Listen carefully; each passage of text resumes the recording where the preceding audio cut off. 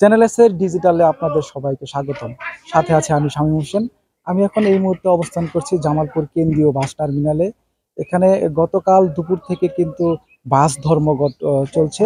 আপনাদেরকে আমি একটু আহ, দেখাচ্ছি। আমি আপনাদেরকে একটু জানিয়ে রাখি, গত 2 মার্চ জামালপুর সদর উপজেলার শরীফপুর ইউনিয়নের জয়রামপুর এলাকায় রাজীব পরিবহনের একটি বাস ও একটি অটোরিকশার সাথে মুখোমুখি সংঘর্ষের ঘটনা ঘটে।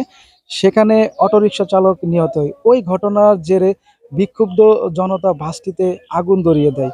এরপর বৈষম্য বিরোধী ছাত্র আন্দোলনের ব্যানারে গতকাল কেন্দ্রীয় বাস টার্মিনালে রাজীব পরিবহন বাস বন্ধ এবং বাস পরিবহনের বিভিন্ন সংস্কারের দাবিতে রাস্তা বন্ধ করে মানববন্ধন ও বিক্ষোভ করেন।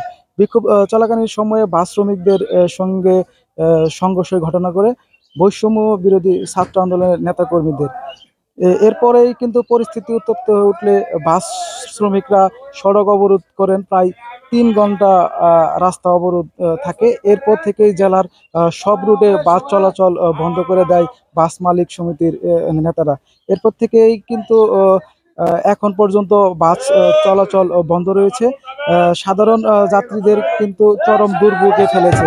গন্তব্যে পৌঁছাতে না পেরে তারা ভোগান্তির শিকার হচ্ছেন। আজ বাস মালিক সমিতি ও শ্রমিকদের পক্ষ থেকে জেলা প্রশাসক, পুলিশ সুপারের কাছে স্মারকলিপি দেওয়ার কথা রয়েছে।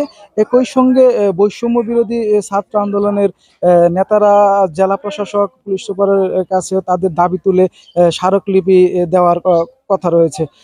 এ বিষয়ে কি প্রশাসনের পক্ষ থেকে কিন্তু আহ, উম, আহ, আহ, এই যে দুর্ভোগ, সেই দুর্ভোগ লাঘবের জন্য উভয় পক্ষের সাথে কথা বলে এটা সমাধান করার চেষ্টা করা হচ্ছে।